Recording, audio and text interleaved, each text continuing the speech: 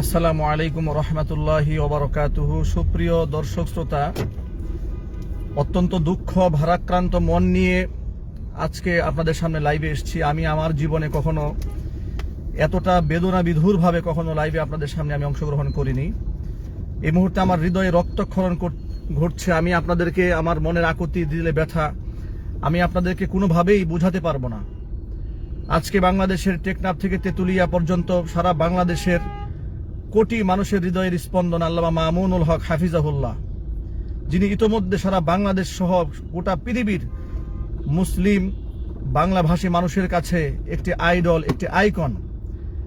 আজকে আমাদের মনে রাখা উচিত প্রত্যেকটা মানুষের একটি পার্সোনাল লাইফ রয়েছে। আল্লামা মামুনুল হক সাহেবের সাথে যদি কারো রাজনৈতিক দ্বন্দ্ব বিদ্বন্দ্ব থেকে থাকে, আল্লামা মামুনুল হক হাফিজাহুল্লাহর সাথে যদি তার কারো কোনো পার্সোনালি ব্যক্তিগত শত্রুতা থেকে থাকে, সেটা তিনি রাজনৈতিক অঙ্গনে তার দূরদর্শিতা কিংবা তার যোগ্যতার বলেই তিনি মোকাবেলা করতে পারবেন, আমরা আশা রাখি। কিন্তু আমাদের প্রশ্ন হচ্ছে, আল্লামা মামুনুল হক হাফিজাহুল্লাহর পার্সোনাল লাইফ রয়েছে, তার স্ত্রী থাকবে, তার সন্তান থাকবে, তার কয়টা স্ত্রী থাকবে, কয়টা থাকবে না, সে দায়ভার কিন্তু দেশের কোনো দায়িত্বশীলের কাঁধের উপর চাপিয়ে তিনি দেননি, বা দেশের কারো উপরে এই দায়ভার নেওয়ারও কোনো অধিকার থাকে না। আল্লামা মামুনুল হক হাফিজাহুল্লাহ 2 বছর আগে তিনি তার সেকেন্ড ম্যারেজ করেছেন, এবং এটা অনেক উলামা ইকরাম এটা জানতেন, কিন্তু পারিপার্শ্বিক কারণে বাংলাদেশের সিচুয়েশনে অনেক বিষয়, এই অনেক বিষয়েও পরিস্থিতিকে নিয়ন্ত্রণ রাখার জন্য করা যায় না। আমি খুব কাছ থেকে যেহেতু আল্লামা মামুনুল হক হাফিজাহুল্লাহকে চিনি, তাকে আমি জানি, যাকে তিনি নিয়ে অবসর সময় কাটাতে গিয়েছেন তিনি তার স্ত্রী। আমি এই ব্যাপারে সুনিশ্চিত হয়ে বলছি, তিনি তার স্ত্রী। আমি একদম খুব অথেন্টিক নিউজে সেটা আমি জানি, তার পারিবারিক সূত্রে আমি সেটা সংবাদ পেয়েছি। অতএব কোনো ব্যক্তি তার স্ত্রীকে নিয়ে তিনি কোনো হোটেলে থাকবেন, নাকি কোনো মাঠে থাকবেন, না কোনো ঘাটে থাকবেন, না দেশে থাকবেন, না বিদেশ যাবেন, এটা তো একান্তই তার পার্সোনাল ব্যাপার। আমাদের বক্তব্য হচ্ছে, কারো পার্সোনাল লাইফে আমি যদি আমার স্ত্রীকে নিয়ে কোনো হোটেলে কিংবা আমি যদি আমার অবসর সময় কাটাতে যাই, সেটাকে সেখানকার গুন্ডা মাস্তান কিংবা সেখানকার আইন শৃঙ্খলা রক্ষাকারী বাহিনী তিনি কিভাবে একজন ব্যক্তিকে, দেশের বরেণ্য আলেমকে হেনস্থা করার অধিকার রাখেন? যদি আপনার কোনো এর ব্যাপারে কোনো জানার আগ্রহ থাকে, যদি আপনাদের কোনো শঙ্কা থেকে থাকে, তাহলে আপনার তার গায়ে হাত তুললেন কেন? তাকে জিজ্ঞাসাবাদের নামে তাকে লাঞ্ছিত করলেন কেন? তাকে অপমানিত করলেন কেন? তাকে মানুষের সামনে হেয় প্রতিপন্ন করলেন কেন? তার গায়ে হাত তুললেন কেন? এই সাহস আপনাদেরকে কে দিয়েছে? আজকে গোটা বাংলাদেশের মুসলমানদের হৃদয়ে রক্তক্ষরণ হচ্ছে। আল্লামা মামুনুল হক হাফিজাহুল্লাহ তিনি এখন শুধু একজন ব্যক্তি নন, একজন পার্সন নন, গোটা বাংলাদেশের মুসলিম উম্মার মুখপাত্র তিনি। আজকে সেই মুখপাত্রের বিরুদ্ধে আজকে আপনাদের এই অবস্থান, এই গুন্ডামি, এই মাস্তানি স্বাধীন বাংলাদেশে আপনারা কোত্থেকে পেয়েছেন? কারণটাকে, এই রাইট আপনাদেরকে কে দিয়েছে? এই অধিকার আপনাদেরকে কে দিয়েছে? আল্লামা মামুনুল হক হাফিজাহুল্লাহ তিনি তার স্ত্রীকে নিয়ে হোটেলে থাকার অধিকার রাখেন কিনা? কিংবা যে কেউ, মামুনুল হক হাফিজাহুল্লাহ কেন, বাংলাদেশের শীর্ষ বড় বড় রাজনীতিবিদ যারা আছেন কিংবা দেশের দায়িত্বশীল যারা আছেন, তারা কি তাদের স্ত্রী, তাদের সন্তানদেরকে নিয়ে অবকাশ যাপনে যান না? সুনিশ্চিত না হয়ে তাকে ফাহেসা ভাষায় গালিগালাজ করা, তাকে লাঞ্ছিত করা, তার কলার ধরে টানা হেসরা করা, তার গায়ে হাত তোলা একজন আলেমের সাথে এই বেয়াদবির মানেটা কি? আপনারা কি পেয়েছেন দেশটাকে? দেশটা কি মগের মুল্লুক পেয়েছেন আপনারা? দেশটাই কারণ বাপ দাদার কেনা সম্পদ। আমরা বলবো নারায়ণগঞ্জবাসী আপনারা ঘরে বসে থাকবেন না। আমি আপনাদেরকে আহ্বান জানাচ্ছি, নারায়ণগঞ্জের সমস্ত মাদ্রাসার আলেম, উলামা, পীর, বুজুর্গ, মসজিদের ইমাম সাহেব, খতিব সাহেব যারা আছেন, সকলে মিলে এই মাজলুম আলেমের পাশে গিয়ে আপনারা দাঁড়ান। যে যেখানে আছেন নারায়ণগঞ্জের দিকে আপনারা রওনা হন।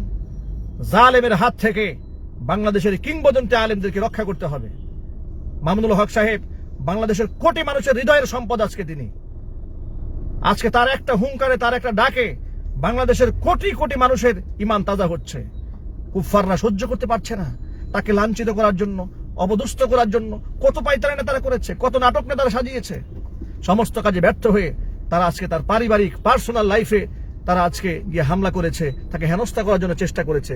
একজন আলেম কসম করে বলছেন তিনি আমার স্ত্রী, আমি আমার স্ত্রীর ডকুমেন্টস আমার পকেটে নিয়ে নিয়ে ঘুরতে হবে বাংলাদেশে। তাকে জিজ্ঞেস করা হচ্ছে তিনি হোটেলে আসলেন কেন? কেন আমি আমার স্ত্রীকে নিয়ে হোটেলে থাকতে পারবো না? বাংলাদেশে কোন আইনে আছে আমি আমার স্ত্রীকে নিয়ে হোটেলে তো অবকাশ যাপন করতে পারবো না? কোন রাইট আছে, কোন আইনে আছে বাংলাদেশের? উনি কি আইন লঙ্ঘন করেছেন? সংবিধান লঙ্ঘন করেছেন?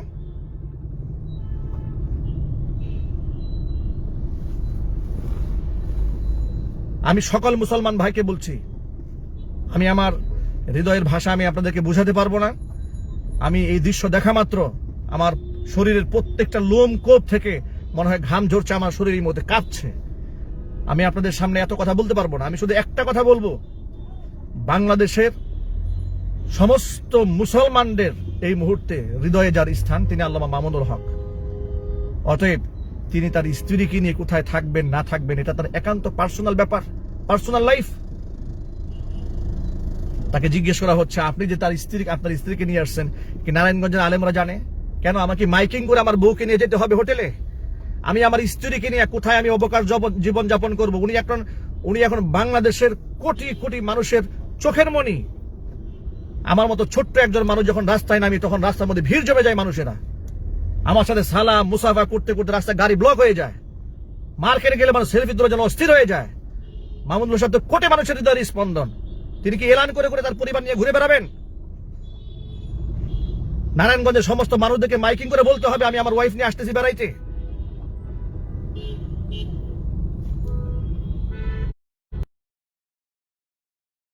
আমি সকল কুদা আহ্বান জানাচ্ছি, আল্লামা মামুনুল হক হাফিজাহুল্লাহ তিনি এই মুহূর্তে যারা তার উপর জুলুম করেছে, এই মুহূর্তে তার উপর যারা নির্যাতন চালিয়েছে, এই মুহূর্তে যারা তাকে গায়ে হাত তুলেছে, তাদের দৃষ্টান্তমূলক শাস্তির আওতায় আনার জন্য গোটা বাংলাদেশের তাওহীদি মুসলমানকে এক হতে হবে।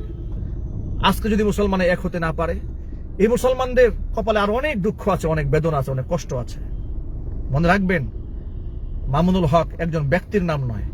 মামুনুল হক একটি আন্দোলন, একটি সংগ্রাম, একটি প্রতিষ্ঠান, একটি চেতনার নাম, একটি বিপ্লবের নাম আল্লামা মামুনুল হক। একটি কণ্ঠের নাম, একটি বিপ্লবী কণ্ঠের নাম আল্লামা মামুনুল হক। মামুনুল হক সাহেবের সমালোচনা করা যায়, কিন্তু একজন মামুনুল হক সৃষ্টি হওয়া এত সহজ নয়।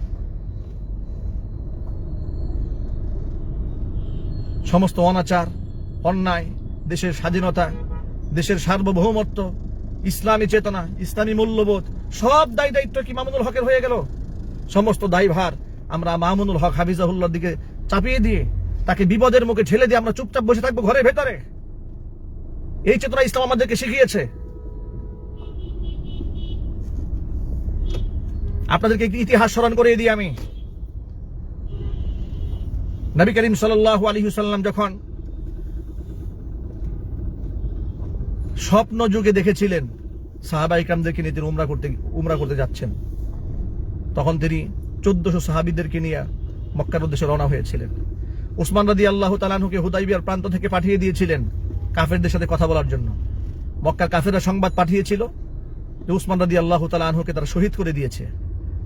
সাহাবা ইকরাম রাদিয়াল্লাহু তাআলা আনহুম আজমাইন বায়াতে রিজওয়ান সেখানে হুদাইবিয়ার বায়াত করেছিলেন। সেখানে বাবলা গাছের নিচে বসে 1400 সাহাবী রাসূল পাক সাল্লাল্লাহু আলাইহি সাল্লামের হাতে হাত রেখেছিলেন, আমাদের ভাইয়ের রক্তের বদলা না নিয়ে আমরা এখান থেকে ফেরত যাব না। আজকে কি একটা ঘটনা ঘটেছে, আল্লামা মামুনুল হক হাফিজাহুল্লাহ যেখানে কসম করে বলছেন, আমি আল্লাহর কসম করে বলছি যে আমি অন্যায় কোনো কাজ করি, গুনাহ করি না, আমি আমার স্ত্রীকে নিয়ে এখানে এসেছি। কেন তার স্ত্রীকে নিয়ে নারায়ণগঞ্জে তিনি যেতে পারেন না? সেই রাইট কি তারা নাই? সাংবিধানিক রাষ্ট্রীয় তার অধিকার নাই? তার ধর্মীয় অধিকার নাই? উনি কোন অংশটা লঙ্ঘন করেছেন এখানে? কিসের ভিত্তিতে আপনারা গোটা জাতির সামনে তাকে এইভাবে লাঞ্ছিত করে দিলেন? গোটা জাতির সামনে তাকে বেইজ্জত করে ছাড়লেন? কারণটা কি? এই ধরনের আদর্শ আপনারা কোথা থেকে শিখেছেন? আমি বলবো যে আপনারা কেউ ঘরে বসে থাকবেন না। যত মানুষ আজকে আমার লাইভে আপনারা অংশগ্রহণ করেছেন, আমি সকলকে বলছি আমার এই লাইভটি প্রত্যেকের ওয়ালে ওয়ালে থাকতে হবে। প্রত্যেকের ওয়ালে, প্রত্যেকের ফেসবুকে আপনারা শেয়ার করুন, এটাকে ভাইরাল করে দিন, এটাকে ছড়িয়ে দিন। ওরা যেমন আল্লামা মামুনুল হক হাফিজাহুল্লাহকে লাঞ্ছিত করে ভাইরাল করে দিয়েছে, মামুনুল হক হাফিজাহুল্লাহর পক্ষে এদেশের তাওহিদি মুসলমান রয়েছে, এদেশের হক্কানে আলেম ওলামা রয়েছে, এদেশের কোটি কোটি জনতা রয়েছে। এটা আপনারা প্রমাণ করে দিন। আমাদের ঐক্য আমাদের শক্তি, আমাদের ঈমান, আমাদের আল্লাহর উপর ভরসা আমাদের শক্তি। আজকে ঈমানি চেতনা, ঈমানি আন্দোলনকে দুর্বল করে দেওয়ার জন্য কুফফারদের কত ষড়যন্ত্র। কেন? কারণটা কি? কারণটা কি? তিনি কি অপরাধ করেছেন এখানে?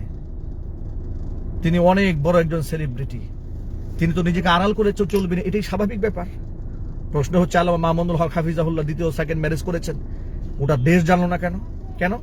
সংবিধানের কোথায় লেখা আছে আমার সেকেন্ড ওয়াইফ থাকলে এটা গোটা পৃথিবী জানতে হবে? গোটা সমাজের মধ্যে তিনি স্বীকৃতি হয়তো দিয়ে রেখেছেন, কিন্তু সামাজিক পারিপার্শ্বিক অনেক কারণে এটা অনেক কথা বলাও যায় না, এটা পারিবারিক পার্সোনাল ব্যাপার। আমি বলবো নারায়ণগঞ্জবাসী, আপনারা ঘরে বসে থাকবেন না, আপনারা এই অন্যায়ের প্রতিবাদ করবেন, জোরালো প্রতিবাদ করবেন।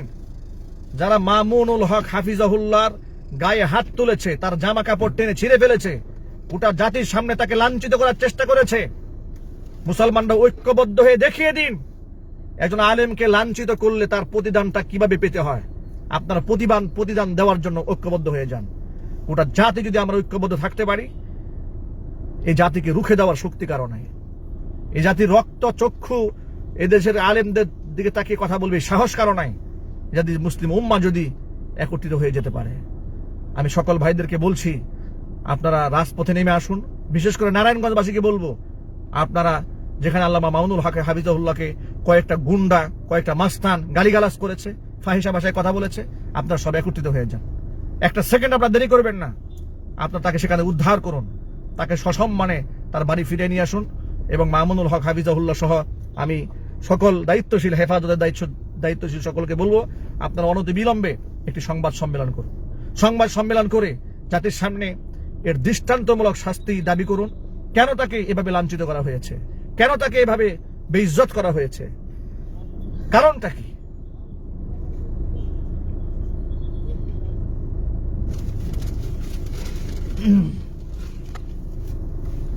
আমি জানি না আমার এই কথাগুলো আপনাদের কাছে কেমন মনে হয়েছে।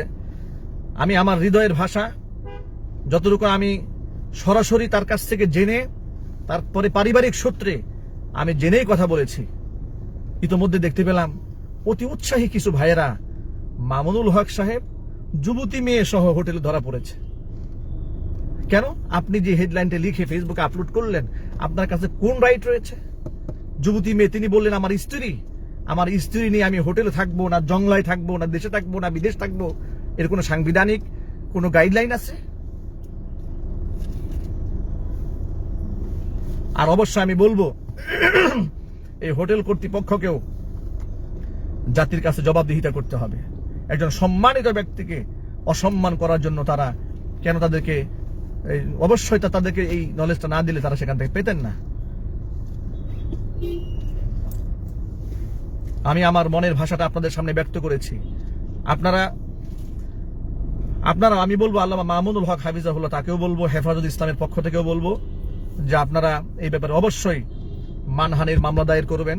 তাকে যারা বেইজ্জত করেছে, তাকে যারা লাঞ্ছিত করেছে, তাদের ছবিগুলো এখানে আছে। সাংবাদিক ভাই যারা আছেন, অত্যন্ত শ্রদ্ধা এবং বিনয় নিয়ে আমি আমার সাংবাদিক ভাইদেরকে বলবো, সাংবাদিক ভাইরা আপনারা দেশের দায়িত্বশীল, আপনাদের রিপোর্ট, আপনাদের বক্তব্য জাতি গ্রহণ করে। আপনাদের অনেক দায়বদ্ধতা রয়েছে, সেটা আমরা জানি। আপনাদের অনেক সীমাবদ্ধতা রয়েছে, সেটা আমরা জানি। কিন্তু একজন মুসলমান হিসেবে, একজন দায়িত্বশীল সাংবাদিক হিসেবে একটা অন্যায়কে কোনোভাবে আপনারা প্রশ্রয় দিতে পারেন না। আপনি কাউকে খুশি করার জন্য কোনো ব্যক্তিকে এভাবে আপনি লাঞ্ছিত করতে পারেন না। সেই রাইট আপনাকে কেউ দেয়নি, অধিকার দেয়নি। আপনারা সত্যকে জাতির সামনে তুলে ধরুন। আপনার যদি জানার আগ্রহ থাকে যে হ্যাঁ, প্রশ্ন তুলেছে তিনি তার স্ত্রী কিনা, তার ওয়াইফ কিনা, আপনি তো তার কাছ থেকে জানেন, তথ্য সংগ্রহ করেন। তিনি যদি মিথ্যাবাদী হয়ে থাকেন, তিনি যদি অন্যায় করে থাকেন, এদেশে আইন আছে, আদালত আছে, তার বিচার হবে। তার বিচার হবে। এদেশে আইন আছে, আদালত আছে, তার নামে মামলা দায়ের করুন। তিনি তার স্ত্রীকে বাদ দিয়ে অন্য কোনো নারীকে নিয়ে হোটেলে জীবন সময় কাটিয়ে থাকেন, তার নামে মামলা করে দিন। তিনি আদালতে লড়বে যে আসলে তিনি অথেন্টিক কিনা, তিনি তার স্ত্রীকে নিয়েই সেখানে গেলেন কিনা। কিন্তু তার স্ত্রীকে নিয়ে তিনি হোটেলে থাকবেন, আপনারা গিয়ে কলার ধরে টেনে হিসেবে তাকে লাঞ্ছিত করে অপমানিত করবেন। এই অধিকার আপনাদেরকে কে দিয়েছে? এই রাইট আপনাকে কে দিয়েছে?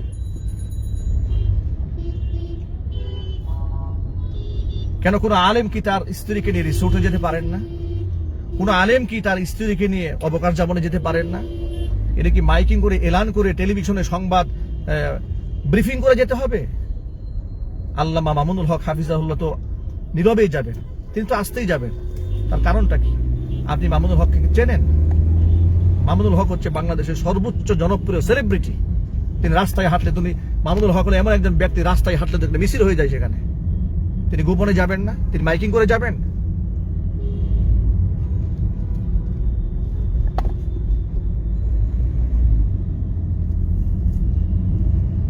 আমি সকল ভাইদেরকে বলছি যারা আমার বক্তব্য শুনতে পাচ্ছেন, আমি আপনাদেরকে বিনীত অনুরোধ জানাচ্ছি, আমি দুহাত অনুরোধ করে বলছি, আপনারা এই কথাগুলো, আমার এই বক্তব্যটি ভাইরাল করে দিন।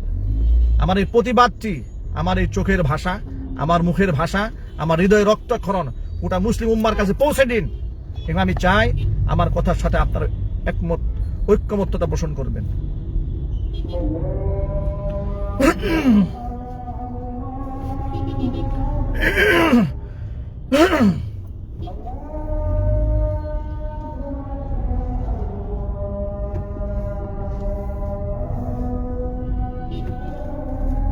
আজকে বাংলাদেশে দ্বিতীয় বিবাহ করা, এটা যেন কত বড় অন্যায় তিনি করে ফেলেছেন। কিন্তু স্ত্রী বাদ দিয়ে তিনি অসংখ্য পরকীয়া হচ্ছে, কেউ 5টা 10টা গার্লফ্রেন্ড নিয়ে ঘুরে বেড়াচ্ছে, অবৈধ সংসার করছে, এ নিয়ে কারো কোনো মাথা ব্যথা নেই।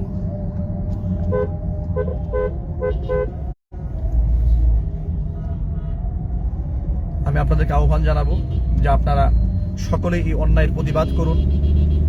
যে সমস্ত দায়িত্ব জ্ঞানহীন বামেরা, রামেরা তাকে কলঙ্কিত করার জন্য ফেসবুকে তার বিরুদ্ধে বিশুদ্ধার করে আপলোড দিচ্ছে, তাদের বিরুদ্ধে জাতিকে সোচ্চার হতে হবে। তারা জানে মামুনুল হক সাহেবকে যদি, তার প্রতি যদি মানুষের অনাস্থা সৃষ্টি করা যায়, আস্থার জায়গাটা যদি যে কোনোভাবে নষ্ট করা যায়, তাহলে তো ব্যাস, আর এই জাতিকে নেতৃত্ব দেওয়ার মতো, এই জাতির রাহবারি করার মতো আর কোনো লোক খুঁজে পাওয়া যাবে না। আমরা বিজয় লাভ করলাম, এই চিন্তা করার ইনশাল্লাহ কোনো কারণ নাই। ইনশাল্লাহ চিন্তা করার কোনো কারণ নাই। এদেশে অসংখ্য মামুনুল হকের তৈরি আল্লাহ তাআলা করে দেয়। আল্লাহর দ্বীনের হেফাজত আল্লাহ একক ব্যক্তি দিয়ে করেন না। আমি আবার বলছি, আল্লাহর দ্বীনের হেফাজত আল্লাহ সুবহানাহু ওয়া তাআলা একক ব্যক্তি দিয়ে করেন না। এক মামুনুল হককে ব্লক করলে আল্লাহ শত মামুনুল হককে আল্লাহ এই বাংলার জমিনে সৃষ্টি করে দেবে, যারা অন্যায়ের প্রতিবাদ করবে, যারা দেশের জন্য লড়তে জানে, যারা দেশের জন্য সংগ্রাম করতে জানে, ঈমানের জন্য জীবনকে বাজি রাখতে জানে, যারা জেল, জরিমানা, হুমকি, মামলা, মোকদ্দমা, রক্তচক্ষু বাতিলের সমস্ত কিছু উপেক্ষা করে অন্যায়ের বিরুদ্ধে যারা জবান খুলতে জানে, এমন শক্তি আল্লাহ তৈরি করে দেবেন। কারণ দিন তো আল্লাহর, কোরআন তো আল্লাহ, ইসলাম তো আল্লাহ, আল্লাহ হেফাজত করবেন। সুতরাং এটা নিয়ে আমরা শঙ্কিত নই। কিন্তু আমরা যারা ইমানদার রয়েছি, কোরআন মাজিদে আল্লাহ সুবহানাহু ওয়া তাআলা আমাদের ঘোষণা দিয়েছেন, তাআওয়ানু আলাল বিররি ওয়াত তাকওয়া ওয়া লা তাআওয়ানু আলাল ইসমি ওয়াল উদওয়ানি ওয়াত্তাকুল্লাহ। একে অপরকে ন্যায় কাজে সাহায্য করো, সহযোগিতা করো, অন্যায় কাজে কেউ কাউকে সাহায্য করো না। নবী করিম সাল্লাল্লাহু আলাইহি ওয়াসাল্লাম বলেছেন, অন্যায় দেখলে মান রাআ মিনকুম মুনকারান ফালইউগাইয়িরহু বিয়াদি, অন্যায় দেখলে হাত দিয়ে প্রতিবাদ করে। আজকে আমাদের কাছে মনে হয়েছে কাজটি অন্যায়, যার কারণে আমরা প্রতিবাদ জানালাম। আমি জানি আমার এই প্রতিবাদের ভাষাটা সকলের হৃদয়ে পৌঁছবে, সকলে আমার কথাগুলো হৃদয়ঙ্গম করতে আপনারা সক্ষম হবেন এবং আপনারা সবাই মিলে এই অন্যায়ের প্রতিবাদ জানাবেন, যাতে করে যারা তার সাথে এই বেয়াদবি করেছে, এই গোস্তাখি যারা করেছে, অবশ্যই তাদের ধ্বংস অনিবার্য। আমি আবার বলছি, তাদের ধ্বংস অনিবার্য। যারা একজন আলেমের সাথে বেয়াদবি করেছে, গোস্তাখি করেছে, তাদের ধ্বংস অনিবার্য। আলেমদেরকে ছোট করা, খাটো করার জন্য পৃথিবীতে যুগ যুগ ধরেই এ ধরনের ইতিহাস রয়েছে, যারা আলেমদেরকে মানুষের সামনে হেয় প্রতিপন্ন করার জন্য চেষ্টা চালিয়েছে, মানুষকে কষ্ট দেওয়া, মানুষের সামনে কষ্ট দেওয়ার জন্য চেষ্টা চালিয়েছে। নবী মুসা কালিমুল্লাহর কথা আমার মনে পড়ে গেল। নবী মুসা কালিমুল্লাহ অত্যন্ত সম্মানিত জালিলুল কদর একজন নবী। তাকে চারিত্রিকভাবে তাকে কলঙ্কিত করার জন্য একজন মহিলাকে টাকার বিনিময়ে ভাড়া করা হয়েছিল, কিন্তু আল্লাহ সুবহানাহু ওয়া তাআলা তাদের সমস্ত অপকর্মকে নস্যাৎ করে দিয়েছিলেন। সে আল্লাহ সুবহানাহু ওয়া তাআলা আছেন। মামুনুল হক হাফিজাহুল্লাহ, তাকে বলবো, আপনি বিচলিত হবেন না। আপনি আপনার স্ত্রীকে নিয়ে সেখানে সময় কাটিয়েছেন, নীরবে নিবৃতে অবকাশ যাপন করেছেন। এটা আপনার ধর্মীয় অধিকার, এটা আপনার সামাজিক অধিকার। আল্লাহ আপনাকে রাইট দিয়েছে। যারা আপনাকে আপনার ব্যক্তিগত কাজে, পার্সোনাল কাজে আপনাকে হিট করে মানুষের সামনে লাঞ্ছিত করার অপপ্রয়াস যারা চালিয়েছে, আপনি নিশ্চয়ই থাকুন, ইনশাআল্লাহ ইনশাআল্লাহ ইনশাআল্লাহ তাদের ভয়াবহ পরিবেশ, ভয়াবহ পরিণতি ইনশাআল্লাহ এই জাতি, এই দেশ, এই পৃথিবীবাসী দেখবে ইনশাআল্লাহ। আমি নারায়ণগঞ্জবাসীকে বলবো যে আপনার মাজলুম আলেম আল্লামা মামুনুল হক হাফিজাহুল্লাহ পাশে গিয়ে দাঁড়ান, আপনারা ঐক্যবদ্ধ হন আল্লাহর জন্য, আল্লাহ রসুলের জন্য, একজন নবীর ওয়ারিস, একজন আলেমের জন্য। দেশের মুক্তিকামী জনতা, মাজলুম জনতার কণ্ঠকে, বলিষ্ঠ কণ্ঠকে তারা যদি স্তব্ধ করতে না পারে, তাদের এই ষড়যন্ত্রকে আপনারা নস্যাৎ করে দেবেন। তারা তো চেয়েছিল এই কণ্ঠকে স্তব্ধ করে জাতির সামনে কলঙ্কিত করতে। আপনারাই প্রমাণ করে দেবেন যে বাতিল হাজারো ষড়যন্ত্র করেও হকের ঝান্ডাকে কোনোদিন দমিয়ে রাখতে পারবে না। এদেশের জনগণ, এদেশের মানুষ, এদেশের আলিম সমাজ, এদেশের মুক্তিকামী তাওহীদি জনতা আল্লামা মামুনুল হক হাফিজাহুল্লাহর পাশেই রয়েছে, তার সাথেই রয়েছে। আপনারা তার পাশে গিয়ে দাঁড়ান, এটা আপনাদের কাছে আমার বিনীত অনুরোধ। তাকে দাঁড়ান, তার পাশে গিয়ে দাঁড়ান। আপনারা মামুনুল হক কি জিনিস, এটা জাতির সামনে আজকে আপনাদের বুঝিয়ে দিতে হবে। এই জাতি বুঝিয়ে দিতে হবে যে আল্লামা মামুনুল হক হাফিজাহুল্লাহ একক কোনো ব্যক্তির নাম নয়, যে ঠুনকো একটা অজুহাত দিয়ে তাকে একটা রুমের মধ্যে বন্দি করে জবরদস্তি করে ধাক্কা দিয়ে তার মুখ থেকে, জবানবন্দি থেকে যা খুশি তাই আপনারা বের করে নিয়ে যাবেন। স্বাধীন বাংলাদেশে এটা আমরা হতে দেব না। স্বাধীন সোনার বাংলাদেশে যারা রক্ত দিয়ে দেশ স্বাধীন করেছে, জীবন দিয়ে দেশ স্বাধীন করেছে, আমার বাবা একজন যোদ্ধাহত মুক্তিযোদ্ধা, যিনি দেশের জন্য রক্ত দিয়েছেন, যে দেশের জন্য তিনি আহত হয়েছেন, মুক্তিযোদ্ধা পরিবারের একজন সদস্য হয়ে, বীর মুক্তিযোদ্ধার সন্তান হয়ে বলছি, স্বাধীন বাংলাদেশে কোনো নাগরিক যেন পরাধীনতার শৃঙ্খলা আবদ্ধ না থাকে, কেউ যেন তার অধিকার বঞ্চিত না হয়, কেউ যেন চক্রান্তের শিকার না হয়। এই মুক্তিগামী জনতাকে আমাদেরকেই একত্রিত হতে হবে, এক হাতে হাতে হাত মেলাতে হবে, কাঁধে কাঁধ মেলাতে হবে। আমি অনেক কথা আবেগে বলে ফেলেছি, আমার হৃদয়ের প্রচন্ড আঘাত পেয়েছি বলেই আমি আপনাদের সামনে কথাগুলো শেয়ার করেছি। আমি চাই যে আপনারাও আমার এই ন্যায়সঙ্গত দাবির ক্ষেত্রে আপনারা ঐক্যমত্যতা পোষণ করবেন। কারণ হচ্ছে, আমি সাথে সাথে আইন শৃঙ্খলা রক্ষাকারী বাহিনী যারা আছেন, ডিবি, ডিএসবি, এনএসআই, ডিজিএফআই, যারা আমাদের বক্তব্য শুনতে পাচ্ছেন, দায়িত্বশীল যারা আছেন, তাদেরকে বলবো যে আপনারা বিষয়টি তদন্ত করুন। কারা এই কাজটি করলো, তার সাথে কেন এই বিহেভ করা হলো, কেন এই আচরণটা করা হলো, তিনি আসলে অপরাধী কিনা। তিনি যদি অপরাধ করেই থাকেন, কথার কথা আমি ধরে নিলাম তিনি অপরাধ করেছেন, তিনি অপরাধ করে থাকেন, তাহলে এই দেশ রয়েছে, এদেশে আইন রয়েছে, এদেশের সরকার রয়েছে, এদেশের বিচার ব্যবস্থা রয়েছে।